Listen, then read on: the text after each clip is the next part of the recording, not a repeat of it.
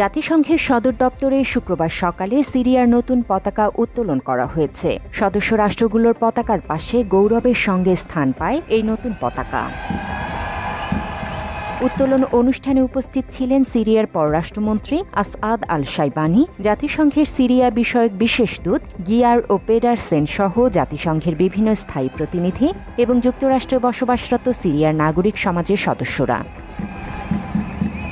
জাতিসংঘের সদর দপ্তরে ১৯৩টি সদস্য রাষ্ট্র ও ২টি পর্যবেক্ষক রাষ্ট্রের পতাকার সাথে সিরিয়ার বিপ্লবী পতাকাটি উত্তোলন করা হয়। এ সময় উপস্থিত সবাই করতালি ও উল্লাসের মাধ্যমে এই মুহূর্তটিকে উদযাপন করেন। সংবাদ মাধ্যমের সাথে কথা বলতে গিয়ে আসআদ আল শাইবানি বলেন, এটি পুরো বিশ্বের সকল মুক্তিকামী মানুষের জন্য একটি বার্তা।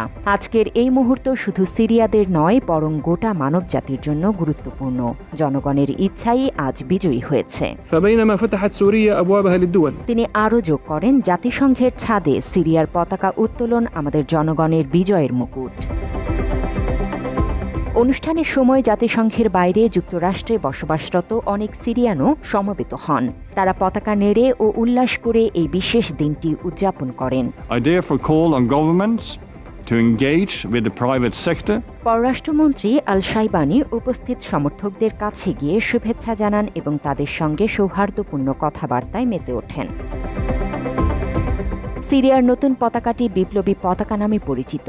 ৬১ বছর ধরে ক্ষমতায় থাকা বাথ শাসন পতনের পর বিদেশে সিরিয়ার মিশনগুলোর মাধ্যমে এই পতাকাটি আনুষ্ঠানিকভাবে গৃহীত হয়। এই পতাকাটি সিরিয়ার গৃহযুদ্ধের সময় বিরোধী গোষ্ঠীর প্রতীক হিসেবে ব্যবহৃত হয়েছিল।